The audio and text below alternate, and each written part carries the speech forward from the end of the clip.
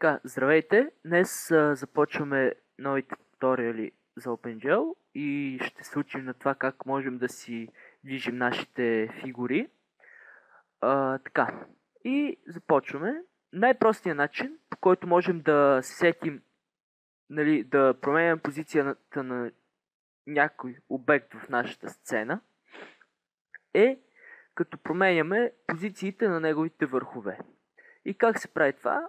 Ами да кажем, ако искаме да си движим нашия триъгълник по окръжност, в функцията Compute Position Offsets си изчисляваме това кръгово движение. И даваме някакви офсети, които искаме да изчислим, фактически с каква скорост искаме да се изменят и на къде тези позиции на върховете, фактически по X и по Y. И вече изчисляваме тези неща, като fLoop Duration ни казва, че на всеки 5 секунди триъгълник ще извършва една пълна обиколка около окръжността. С GoodGet GoodElapsed Time си взимаме времето в милисекунди от началото на нашата игра, делим го на 1000, за да си го конвертираме в секунди. Така, функцията fModF какво прави? Ами тя, най-просто казано, разделя fElapsed Time на fLoop Duration с остатък. По този начин ние ще имаме една стойност от 0 до fLoop Duration, която ще ни показва в коя точка от окръжността сме в момента. И на базата на тази точка изчисляваме следващата позиция на триъгълник. С косинус и синус изчисляваме следващата позиция. Фактически по този начин си правим окръжността. Това ще ни изчисли тези две функции. Ще ни изчислят окръжност с радиус 2. Умножаваме по 0,5, за да се получи окръжност с радиус 1. Така, след като сме изчислили тези данни, трябва да ги подадем на буфер обекта, за да преместим фактически триъгълника. И как става това? Ами във функцията JustVertexData подаваме тези офсети по X и по Y.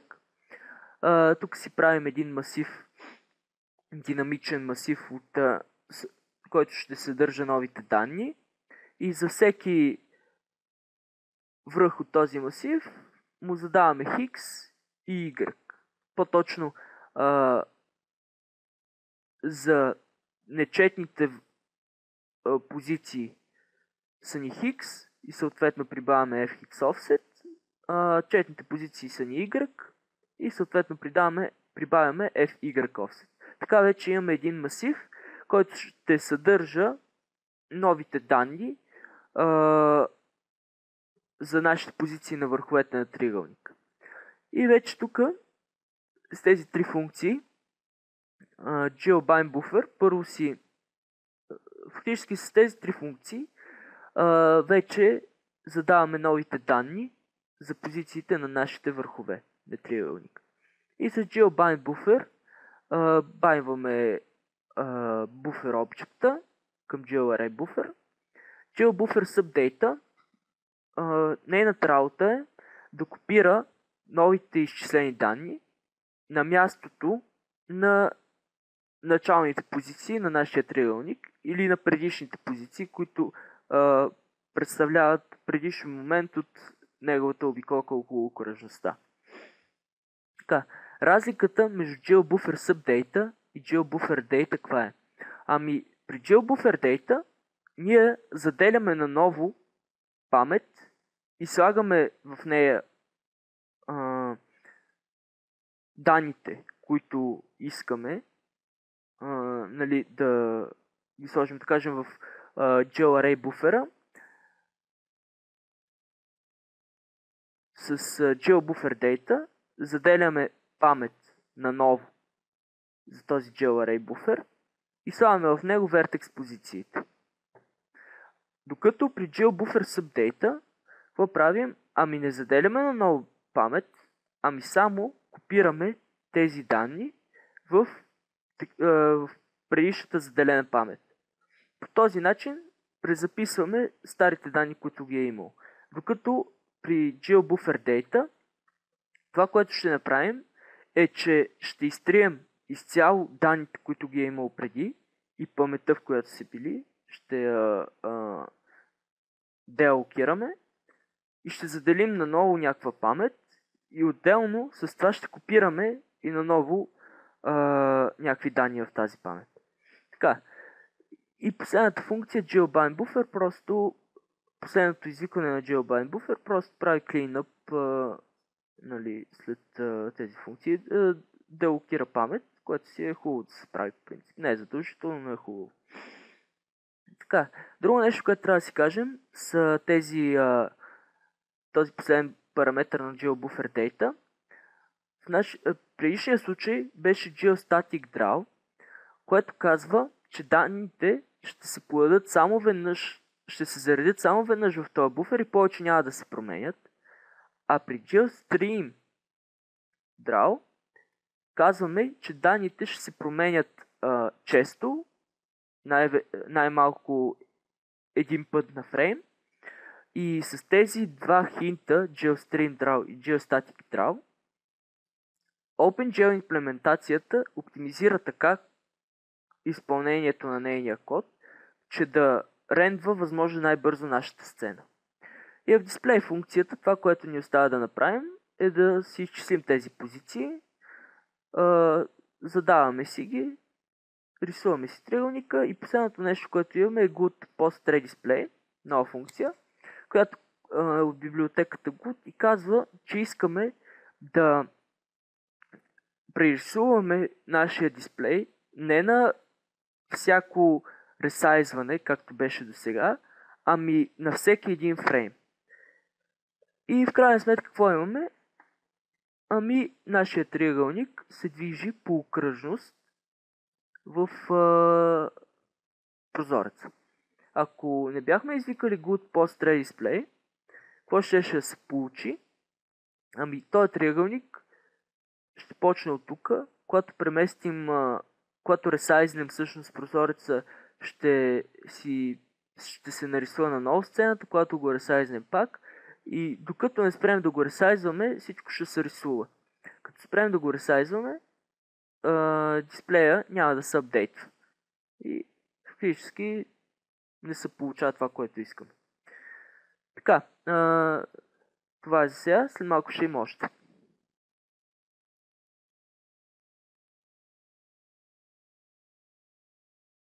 Така, предишният начин, по който променяхме позициите на нашия триъгълник е вариант, който върши работа, обаче той ще е много бавен при, да кажем, няколко стотин хиляди или 1 милион такива координати, които имаме в една нормална игра от днешно време.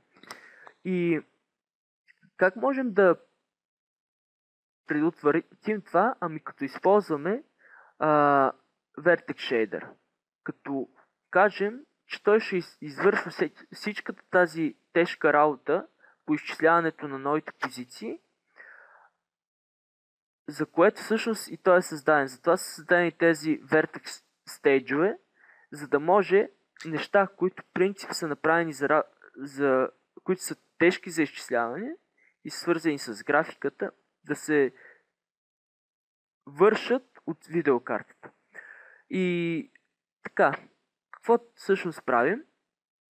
Ами във Vertex Shader подаваме този нов offset, който сме си изчислили от Compute Position Offsets. И как го правим това? Ами разликата е, че го декларираме като Uniform, което ще рече, че той се за разлика от параметрите на един шейдър, Uniform параметрите се подават, не е задължително да се подават на всяко извикване на шейдър. Те се подават само тогава, или по-точно променят се само тогава, когато потребителя не им каже. Когато потребителя им каже да се променят. Докато in стойностите се променят на всяко извикване на шейдера. Или се подават наново. Така, и след като сме подали този offset на Vertex шейдера, ние го прибавяме към нашата текуща позиция. Така, другото, което правим е да го конвертираме от Vec 2 в Vec 4, защото иначе няма да може да се извърши събирането между два вектора. Два вектора трябва да са от еднаква размерност, за да може да се извърши събиране между тях. Така, сега идва проблема с това как разбираме къде да подадем този offset. Значи, за разлика от in и out стойностите на един vertex shader, по-точно, за разлика от in стойностите на един shader, uniform стойностите нямат location. Фактически ние тук сме създали location 0 за in стойността, обаче за uniform стойността не можем да си зададем такова нещо. И първата ни работа е да си вземем този location, да разберем къде всъщност се намира този uniform. Как се прави това? Ами в една предварително дефинирана глобална променлива, например offset location, си записваме указателя към този параметър на Vertex Shader. Как го взимаме този указател? Ами с функцията getUniformLocation, като първи параметър подаваме програмата, Vertex, програмата. Знаете какво е програма, какво се има предвид. И като втори параметър името на uniform стойността, на която искаме да вземем локацията. След като вече сме се здобили с локацията на този uniform, какво правим? Ами променяме. По-точно, ние имаме неговата локация и вече имаме начин да променим и неговата стойност. И изчисляваме си новите офсети за позициите. Вече нямаме тази функция justVertexData, защото това се прави от шейдера. И с GeoUniform2F казваме, че на тази локация на параметъра на шейдера ще се зададат стойности fx offset и fy offset. И тези две стойности отиват от тук, откъдето са изчислени, в този Vec 2. И другото, което трябва да си кажем е, че какво означава това 2f? Ами 2 е броят на параметрите, които ще приема тази функция. По-точно, броят на тези параметри, освен задължителните. Да кажем, ние не можем да променим uniform без да имаме неговия location. Така че имаме един задължителен параметр за тази функция и два, които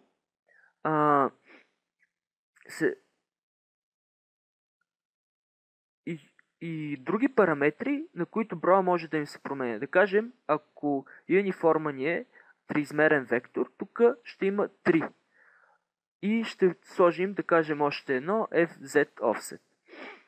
Така, f какво означава? Означава, че това са две стойности от тип float.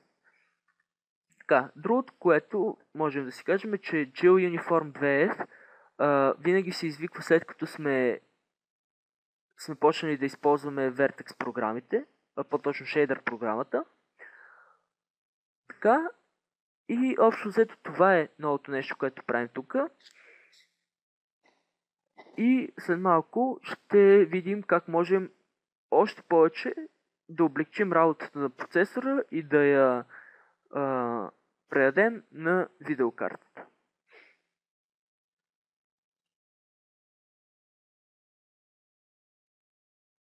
Така, след като успяхме да добавим толкова неща в нашия шейдър, дали няма да може да прехвърлим всичко по-точно цялата операция по изчисляването на тези позиции на Vertex Shader. Ами, точно цялата няма да можем, защото good get функцията не можем да извикаме от Vertex Shader, защото не е позволено, няма такъв начин. Но всичко останало от нашата функция Compute Position Offsets, която виждахме до преди малко, може да бъде преместено в нашия шейдър. И какво правим? Ами, този път шейдъра ни приема две uniform стойности, Loop Duration, който се задава един единствен път, ето тук, и си е 5.0f, фактически казахме си какво е Loop Duration, и времето, което си го изчисляваме чрез GoodGet. Така. И вече на базата на тези две стойности ние можем да изчислим всяка точка от нашата окръжност, по която искаме да обикаля триъгълника, защото GLSL предлага готови функции като модул, косинус, синус и също си говорихме и за микс функцията и това са само някои от малкото функции, които можем да използваме в GLSL. Стандартни функции. Така. И след като сме си изчислили офсета, си го прибавяме към позицията и сме готови. Така почти цялата работа, която я вършеше процесора, се прехвърля върху видеокартата. Какво правим друго? Ами да ви разгледаме начина, по който си задаваме този loop duration и time променливата. Естествено, първо взимаме локациите на тези униформ стойности. В Elapsed Time Uniform взимаме локацията на Time униформа, не е този униформа, параметър на шейдера. Loop Duration Uniform взимаме локацията на Loop Duration Uniform. Така. И първо казваме, че искаме да използваме текущата шейдър програма, The Program, с GLS Program. И после си казваме, че искаме този униформ, който съответства на локацията Loop Duration Uniform, има стойност 5. С другия вариант на GL Uniform 1F, който приема само един параметър, освен задължителния параметър локацията на униформ. И после анбайндваме програмата. Другото, което правим в дисплей функцията, по същия начин задаваме стойността на униформа за време, локацията, изчисляваме си го по този начин, който описахме в Compute Vertex Offsets и това е новото. Какво получаваме като крайен резултат? Ами абсолютно същото. Сега не се вижда много перформанс, нали, не се вижда никаква разлика от първата имплементация с тази, но ако използваме, да кажем, няколко милиона триъгълници или дори 100 000 триъгълника, ще се види много по-бърз скок в фреймрейта. Ако първо тестваме с първия най-простия начин за преместване на триъгълника, на триъгълниците и този начин, който изпробвахме сега. След малко ще дадем малко работа на нашия Fragment Shader, за да видим какво ще можем да направим с този триъгълник. Но това след малко.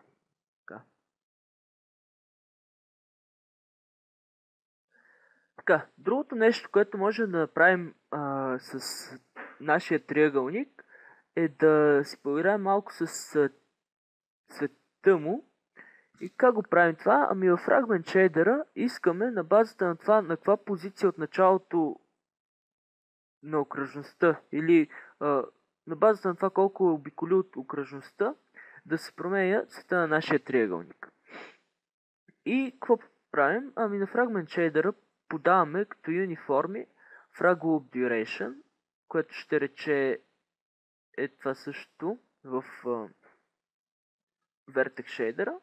loop duration, в нашия случай 5 секунди, и подаваме и текущото време, на което се намираме.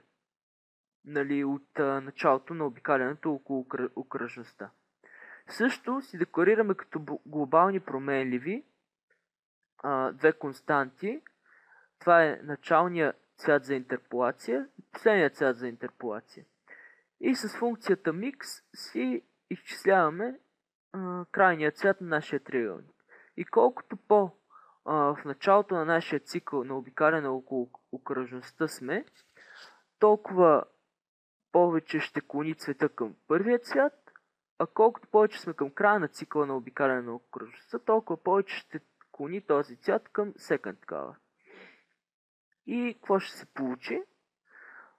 Ами, имаме един триъгълник, който постепенно позеленява и като стигне началото на окръжността, пак става бял.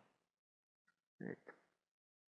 Можем да кажем, ако искаме на две обикаляния около окръжността пак да стане бял, фактически на всеки 10 секунди да побелява този триъгълник. Сега минали са 5, още си е зелен, сега позеленява още повече и изведнъж става бял. Така. Добре, как подаваме тези стойности на фрагмент шейдера? Ами по същия начин. Взимаме първо локациите им и с gel uniform 1f в нашия случай, защото искам да променяме само една float стойност, си променям.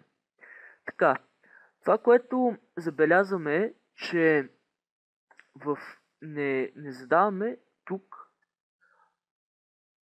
нито някъде другаде в програмата стойност на тази променлива time в Fragment Shader. Защо не го правим? Ами защото, когато имаме юниформи от еднакъв тип с еднакво име, те се споделят между двата шейдера. И когато зададем стойността на юниформа time в Vertex Shader, неговата стойност също се предава и на Fragment Shader. Това е много хубаво, защото не трябва да си задаваме стойности за всеки един шейдър, а задаването на такива стойности коства време.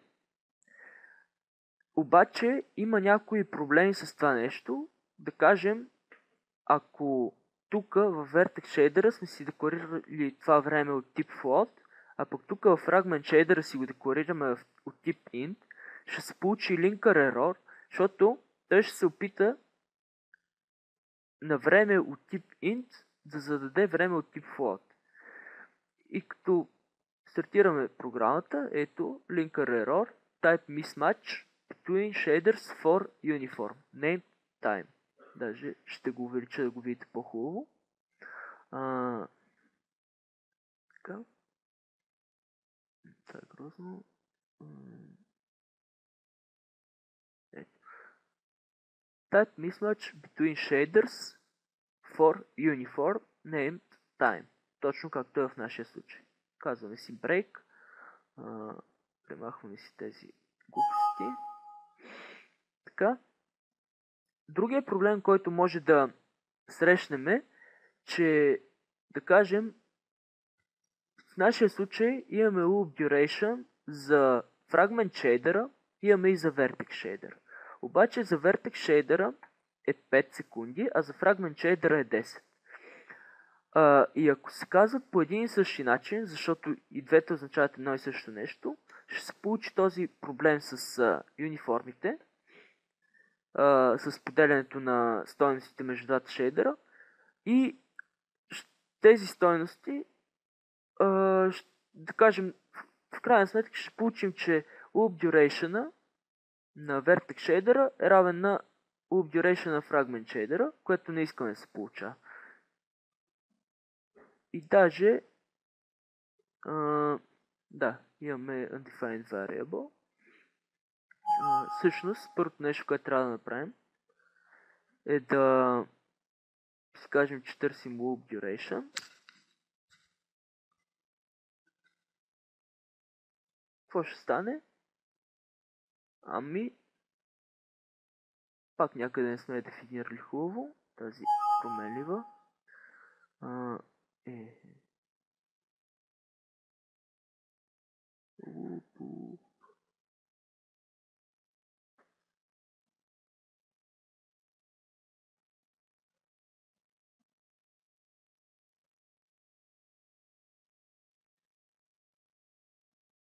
Както и да е, в крайна сметка ще се получи така, че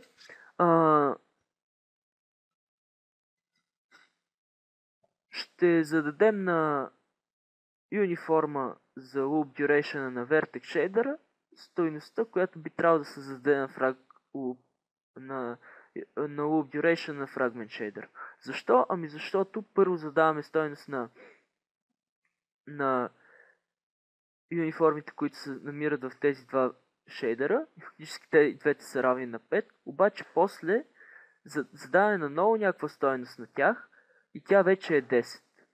Последната зададена стойност. Така. Друго, което можем да си кажем е за глобалните променливи. Тук сме си декорирали като const в шейдера. Така. Те не могат да се използват извън шейдера и също така не се споделят между два стейджа на шейдерите. Фактически не ги вижда vertex шейдера, ако са декорирани в fragment шейдера.